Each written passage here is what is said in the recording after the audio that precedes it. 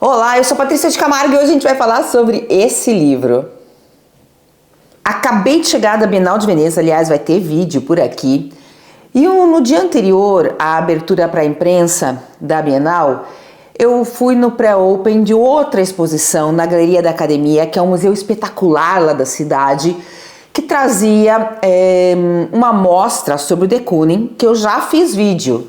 E daí quando eu estava em Florença, no final dessa viagem, para ver a exposição do Kiefer, eu vi esse livrinho e falei, não, preciso. E é muito espetacular, porque ele traz entrevistas, conversas, cartas, conferências dadas por esse artista do expressionismo abstrato. E vou trazer algumas coisas só para vocês, até porque eu procurei, mas acho que esse livro não está em português. Essa coleção, aliás, gente, é espetacular. São mais de 100 volumes com diários, com memórias, com entrevistas de artistas, também escritos importantes de críticos, filósofos da arte. Então, recomendo para quem lê em italiano, tá? Ele traz alguns pontos interessantes naquela dinâmica do artista em si. Por exemplo, como ele começa a criar. E olha o que ele diz. Desespero é o meu ponto de partida. Cara, todos os artistas do expressionismo abstrato são bastante melodramáticos, são bastante barrocos, eu diria. E aí ele diz também, continuando dessa questão de como ele começa a criar, ele faz um paralelo com o Gênesis. No Gênesis está escrito que no princípio havia o nada, o vazio, e que foi a partir desse vazio que Deus iniciou a criação. Para o artista, este é um conceito claro, ou seja, que parte do nada, desse vazio. Daí ele em outra entrevista, ele fala da forma que ele encara a arte. Acredito que a arte nunca foi para mim um refúgio onde buscasse paz ou pureza. Tenho sempre a impressão de me encontrar imerso no melodrama da vulgaridade. Isso que eu falei para você, né? Melodrama total e barroco por excelência, esse expressionismo abstrato. E também fiquei chocada como ele é gente como a gente. Porque eu fiquei chocada, na verdade, a gente tem uma tendência... todo mundo, né, a endeusar certos artistas, e ele é gente como a gente, então ele tinha síndrome do impostor também, que é uma coisa que eu sofro pra caramba com isso. Sempre foi muito difícil para mim decidir quando uma pintura estava terminada, reconheço isso, mas agora está melhor, eu paro de trabalhar e ponto. Na verdade, quando começo a pintar, penso que meu trabalho será muito provavelmente um fracasso total. E depois, por vezes, acaba por ter sucesso. Então, vocês veem aí como a síndrome do impostor era muito forte também no de Kooning. E tem um momento que ele vai... eu não sei se era uma entrevista ou... deixa eu ver aqui, ou se era uma conferência, um momento que ele vai falar, sabe, fazer uma conversa sobre o tema, em que ele trata do Renascimento. Lembre que ele era europeu, ele se naturalizou norte-americano, mas ele nasceu na Holanda em 1904. Isso daqui foi uma conferência que ele deu em Nova York em 1950, quando ele fala do Renascimento. E interessante porque diz que a pele levou à invenção da pintura a óleo, ou seja, do óleo, porque eles...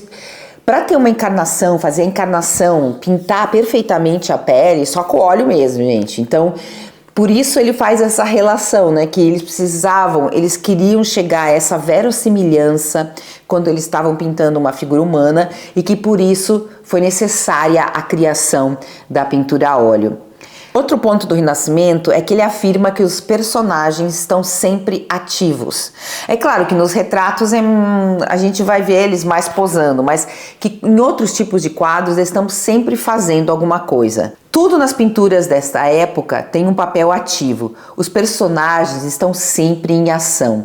Olham, conversam, ouvem-se, enterram alguém, crucificam outro. O de Kooning, ele realiza quadros figurativos, mas também vai chegar à abstração.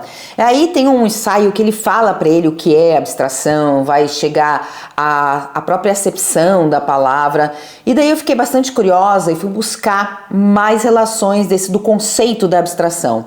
Eu encontrei em um ensaio, um artigo científico, que eu vou deixar aqui para vocês o link para vocês carregarem, que do Inácio Mirabel, aonde ele diz que na análise etimológica vemos que a palavra afraireses é uma abreviatura de apofraieses, de modo que significa, olha que legal, tirar ou extrair algo de algo, como da essência, né?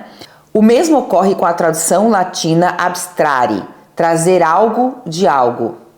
É a formação da ideia puramente inteligível a partir da experiência sensível, ou seja, aquilo que você sente. E tem muita gente que às vezes tem até uma rejeição pela abstração. Quem sabe está fazendo aí falta para você essa conexão mais com os teus sentidos. E o Inácio Mirabel, depois, e a modo de resumo, diz: isto sugere que a abstração é um processo seletivo em que se obtém algo, deixando de lado outros elementos, uma destilação, uma filtragem, ou seja, para que você chegue na essência das coisas. E eu comecei, quando eu percebi que ele ia citando aqueles artistas que influenciaram muito e que ele teve um olhar mais detenido e tal, eu comecei a fazer uma lista das suas influências. Então, ele disse que admirava o futurista Boccioni. Ele também fala do Lysetix, que está relacionado, né, com o suprematismo, que é uma arte não descritiva, um universo sem objetos, onde eles queriam que nenhuma indicação visual fosse possível, ou seja, que você não reconhecesse nada nesse espaço em relação de objeto mesmo do teu cotidiano. E o suprematismo vai derivar no construtivismo, e aí ele gostava muito do Rodchenko, do Tatlin, do Naum Gabo. Ele também disse que admirava algumas pinturas do Kandinsky. Lembra, primeiro o Kandinsky é considerado o pai da abstração, porque a Hilma af Klint, ela pintou antes telas abstratas, mas essas telas não se deram a conhecer, ficaram guardadas por décadas. Então, o Kandinsky foi aquele que expôs pela primeira vez, já haviam vários artistas que estavam chegando à abstração, mas se considera 1911 o momento em que nasce realmente a abstração, que vai impactar de maneira, né, de uma maneira super forte, tal qual o cubismo, na história da arte ocidental. Admirava quem, né? Outro holandês, o Mondrian, criador do neoplasticismo. Agora eu achei bem interessante, porque o neoplasticismo é uma abstração mais ordenada, muito matemática. Mondrian, um grande artista impetuoso, é o único que não deixou nada para trás. Como se a partir dele ele chegou num ponto que a partir dele outras pesquisas não pudessem ser realizadas, como se ele tivesse esgotado esse caminho, né, essa via aí de escape. Ele também diz que dentre todos os movimentos que ele vivenciou aí dessas novas vanguardas do começo do século XX e tal, o seu preferido era o cubismo. O cubismo não tentou se livrar do que veio antes, mas pelo contrário, acrescentou algo a ele. Todos os aspectos que admiram em outros movimentos derivam do cubismo. E o cubismo é considerado um movimento realmente de plot twist, de reviravolta total, porque pela primeira vez vai acabar ou vai discutir o espaço pictórico, o espaço onde acontecem as coisas, porque eles vão fragmentar esse espaço. E para ele, por exemplo, o Marcel Duchamp vai ser aquele artista que vai representar em si mesmo um movimento, como se ele constituísse quase um grupo de artistas, pelo que ele vai fazer também com os seus handmates, apesar de ter hoje uma discussão sobre o handmate do urinol, mas ele já tinha feito outros, né, porque hoje se diz que seria da Ilza, da baronesa Ilza von Freitas, esse urinol, mas de qualquer maneira ele já havia trabalhado com o conceito de handmade antes do urinol, né? O urinol ficou famoso, mas o Marcel Duchamp já havia trabalhado. Assim, eu não tô tirando o mérito, eu acho que, cara, a gente tem que trazer a biografia, a gente tem que estudar essa artista, mas nem por isso menosprezar, a importância do Marcel Duchamp na história da arte. Em 1960, o de Kooning deu uma entrevista pro escritor e crítico de arte David Sylvester, que é super importante nesse período aí. Ele vai lançar ou consolidar carreiras como do Francis Bacon, do Lucian Freud, do João Miró. Tem até um livro que eu tô lendo, que é uma entrevista do Bacon, que eles eram muito amigos, para o David Sylvester. E o legal dessa biografia, dessa entrevista aqui, que funciona como um pequeno diário, uma pequena memória da vida aí do de Kooning, narrada por ele mesmo. Ele diz que frequentava, ele nasceu na Holanda, né, então em 1904, acho que é a data, deixa eu só confirmar, era 1904, ele frequentou a academia, ou seja, ele estudou formalmente a arte já em Roterdã, e que nessa época sua grande influência, como não, né, era o The Still, esse grupo super, né, aí de vanguarda, ligado com o neoplasticismo, com Mondrian. E uma coisa divertida que ele diz, que para sua geração não era moderno ser pintor, nada disso, isso era uma coisa meio das antigas, que era o que estava na crista da onda entre ele e seus contemporâneos, era trabalhar em artes aplicadas, sabe, artes decorativas. Tanto que ele não tinha o sonho de viajar para Paris, nada disso. O sonho dele era ir para as Américas, fazer fortuna, trabalhar realmente com a indústria e levar as artes ao maior número de pessoas, mas mais do que isso, chegar ao maior número de pessoas através de revistas, de livros ilustrados, né? E aí o que ele faz? Ele embarca, ele tem uma história familiar bem complexa, assim, então sem contato para ninguém da família, ele embarca escondidos aí num navio que sai da Holanda, vai chegar em Virgínia, daí ele vai pegar outro barco, outro trem e vai dar em Nova York. 3 dias depois de chegar em Nova York, ele vai conseguir um trabalho em Hoboken, que é também o lugar aí de origem do Frank Sinatra, como pintor de casas. Tá? Então ele vai já ficar super feliz porque ganhava bem e tudo.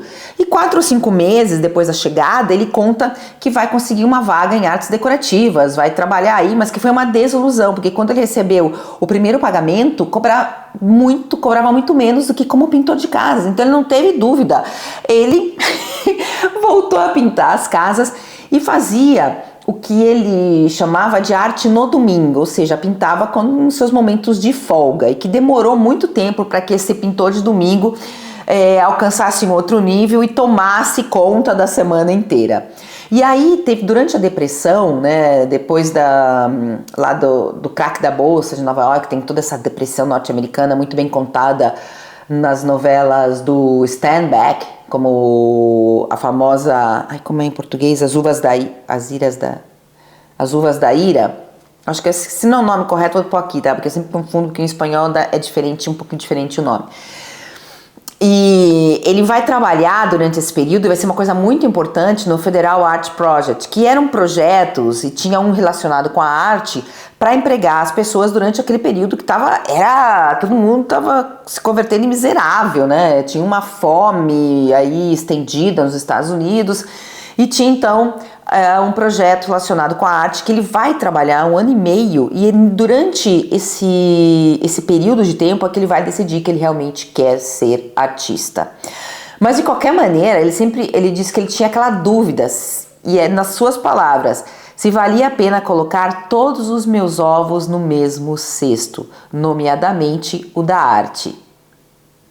E olha a síndrome de impostor outra vez. Eu não tinha certeza se era competente o suficiente nessa área, mas realmente sentia que esse era meu único caminho. Então tinha essa dúvida aí. Também era normal, né? Porque ele estava ganhando bem, conseguia sobreviver, e isso marcaria um antes e um depois. E aí nesse período ele vai conhecer um artista que também tinha vindo da Europa, né, se exilado aí nos Estados Unidos, que é o Ashley Gorky, o pintor armênio. E ele conta como ele vai ser muito influenciado por esse artista, que até hoje é pouco conhecido. E ele alucinava com o Ashley Gorky porque ele não tinha estudado formalmente arte, mas que ele era muito mais intuitivo, e que ele chega até como a expressar ideias como se ele fosse muito mais competente do que o próprio de Kooning. Inclusive, ele conseguiu, quando ele chega na América, ser professor de artes. Ele vai ser professor, para você ter uma ideia, do Rothko. Ele vai ter muitos problemas e vai acabar se enforcando com 44 anos de idade. Por isso que eu tô falando, essa geração do expressionismo abstrato é uma geração com umas histórias bem complicadas. É um drama atrás do outro, sabe? Aí eu parei aqui um pouco para achar, porque tem uma carta que ele escreve, nesse livro aqui tem uma carta que ele escreve pro Art News, aonde ele quer retificar um dado que a revista tinha publicado, aonde se dizia que ele havia influenciado Gorky, e ele diz que foi exatamente o contrário, que ele foi influenciado por esse artista. Ainda na entrevista com o David Sylvester, ele vai falar de uma das suas séries mais famosas, acho que é a mais conhecida do grande público, que são As Mulheres.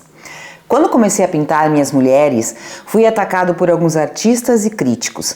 Na verdade, o problema era deles, não meu. Não sinto-me um pintor não figurativo. Ou seja, ele não se sentia essencialmente abstrato. Quando ele fala dessa série, ele comenta isso. Mesmo nas suas obras, que a gente chama de abstratas, para ele sempre tinha um fundo, uma memória, um evento que ele havia vivenciado, presenciado. A minha vontade de pintar mulheres esteve de alguma forma ligada à representação da mulher ao longo de várias épocas. Porque ela se repete inúmeras vezes na história da arte, como ídolo, Vênus ou nu.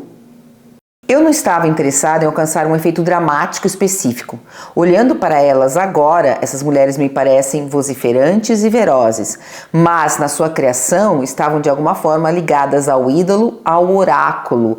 Ou seja, ele também concorda que hoje elas parecem como muito agressivas, mas que no momento da criação não era e nunca foi sua intenção. E quando a gente olha para esses retratos, para essas mulheres, o que nos chama a atenção de cara, não sei vocês, mas para mim sempre foi a boca, porque parece que toda a agressividade dessas figuras nasce nessa boca. E olha que interessante que ele começa sempre cada uma dessas telas pela boca. Costumo cortar as bocas. Achei que antes de tudo, tudo tinha que ter boca. Talvez dependesse de uma espécie de jogo de palavras ou de uma implicação sensual inconsciente, não sei dizer. Seja lá o que for, o fato é que primeiro recortei essas bocas, depois pintei as figuras e por fim colei a boca mais ou menos no lugar. O resultado sempre foi muito bonito. Me ajudou imensamente ter esse objeto real. Não sei por que escolhi a boca. Talvez eu tivesse em mente o sorriso dos ídolos da Mesopotâmia. A grandeza daquelas figuras que ficam eretas, com o olhar voltado para o céu e o sorriso, como que maravilhadas e atônitas diante das forças da natureza. E eu tinha consciência disso. O sorriso era um elemento fundamental. O de Kooning tem uma diferença bem marcante com outros contemporâneos famosos da sua geração, como o Pollock, o Rothko, porque ele vai relacionar eventos, acontecimentos e levá-los reais à pura abstração. Então tem uma série que ele cria de paisagens das rodovias ou dos caminhos que ele cruzava aí em Long Island. Ele pegava a bicicleta ou ia de carro, sabe, fazia road trips, e daí ele traduzia aquelas paisagens, as suas pinturas abstratas, que são como... o que ele faz para ficar abstrata essa paisagem? Ele vai achatando, ele vai colocando uma pincelada vibrante, cortante. E aí na entrevista ele vai se referir a essa pintura, Meredith Parkaway, que é dessa série, tá? É uma das paisagens abstratas que ele criou entre 1957 a 1963 e que estão relacionados com a paisagem ao redor aí, como eu comentei, né, de Long Island. E ele diz sobre essa pintura: quando comecei a pintar Meredith Parkaway, não tive desde o início a intenção de dar exatamente a impressão do que tinha visto enquanto dirigia. Foi durante o trabalho que a certa altura disse para mim mesmo: é igualzinho a Meredith Parkaway. Acredito que a pintura moderna criou pela primeira vez uma ligação entre a arte e todas aquelas coisas que outrora não tinham ou não podiam ter qualquer relação com ela.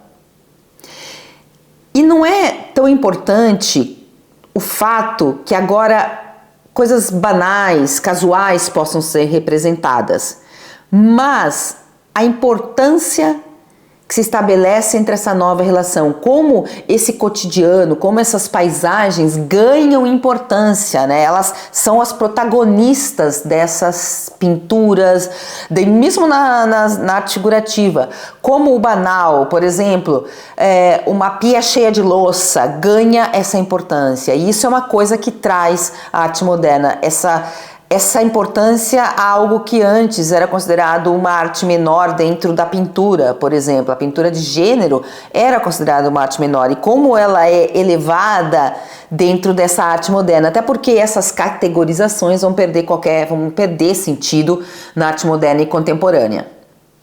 Na exposição que eu acabo de ver na Academia de Veneza, tem algumas telas também dessa série que eu queria deixar aqui para vocês. Aproveitar, né? Porque eu não coloquei lá no vídeo que eu fiz da exposição, mas aqui encaixava à perfeição.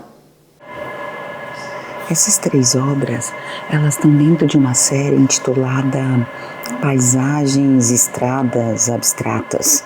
Ele pintou as 2 que estão nos extremos em 1958 e a do meio em 1957, quando ele realizava muitas viagens, assim, ia muito de carro de Nova York a Long Island, tanto que depois ele vai montar um estúdio por lá, um ateliê enorme que ele vai residir e tal, vai começar a pintar por lá.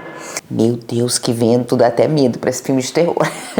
Voltando aqui, tem outros textos que eu não vou abordar, porque eu acho que esse vlog já deve estar bastante longo, mas em que ele trata da trajetória do Ashley Gore, que realmente a gente percebe a amizade, como ele sentia falta do amigo. Também tem texto sobre o Pollock. Aliás, eu já dei uma aula em relação ao Pollock e o de Kooning dentro da leitura coletiva do Arte da Rivalidade do Sebastian Smith. Vou deixar aqui para você ver esse vídeo e também na descrição aqui abaixo, tá? Outro texto bem legal é do Rothko. Eu acho que tem vídeo do Rothko aqui no canal, vou ver, se tiver eu também deixo pra vocês, tá? Não me lembro se eu já fiz ou não, tem muito vídeo, muito conteúdo aqui no Arte 365. Mas eu acho que essa pincelada que eu dei pra vocês, podem ter compreendido a maravilhosidade que é esse livrinho aqui. Eu comprei um outro dessa coleção nessa mesma viagem, que é da Ana Banti, uma escritora que eu amo, em que ela vai trazer ensaios sobre mulheres artistas, que eu também pretendo fazer um vlog para vocês. Mas hoje eu vou deixando-os aqui das Canárias com esse vento e um beijo no coração. Fui!